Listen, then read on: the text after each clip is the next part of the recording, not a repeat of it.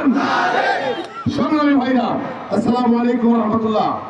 বাংলাদেশ জাতীয়তাবাদী দল নওগাঁ জেলার সাভার উপজেলার গোলা ইউনিয়ন কর্তৃক আয়োজিত বাংলাদেশের রাষ্ট্র কাঠামো মেরামতের 31 দফা আদায়ের 31 দফা বাস্তবায়নের লক্ষ্যে 31 দফা রাষ্ট্র কাঠামো মেরামতের 31 দফা বাস্তবায়নের লক্ষ্যে দেশ নায়ক তারেক রহমান কর্তৃক 13 জুলাই 2023 সালে একটি 31 দফা উনি পেশ করেছিলেন গোটা জাতির সামনে।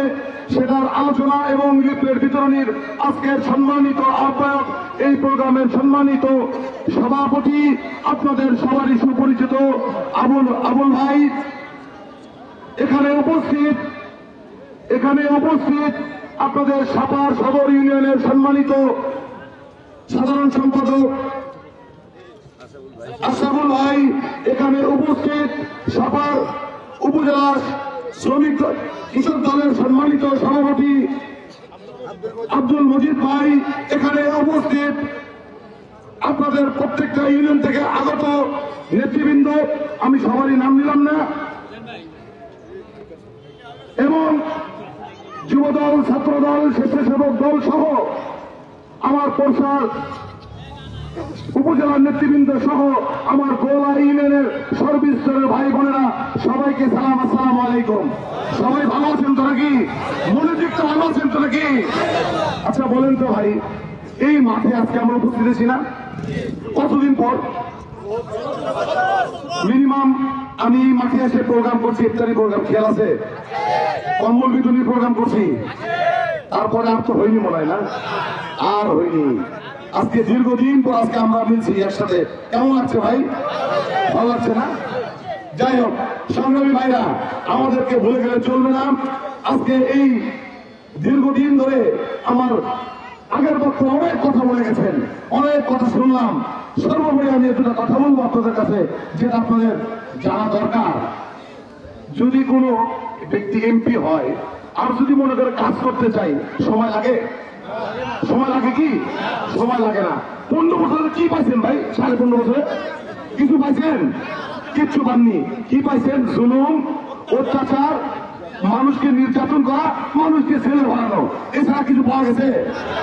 আচ্ছা, ওবায়দুল কাদের আর হলো হাসিনা, এই দুজন মিলে বলছে যদি আওয়ামী লীগ চলে যায় তাহলে লাখ লাখ লোক মারা যাবে, 10 লাখ লোক মারা যাবে, বলছে না? বলিনি? গোটা বাংলাদেশের বিএনপির মানুষরা কত ভদ্র, 10টা লোক তো মারা গেছে, মারা গেছে।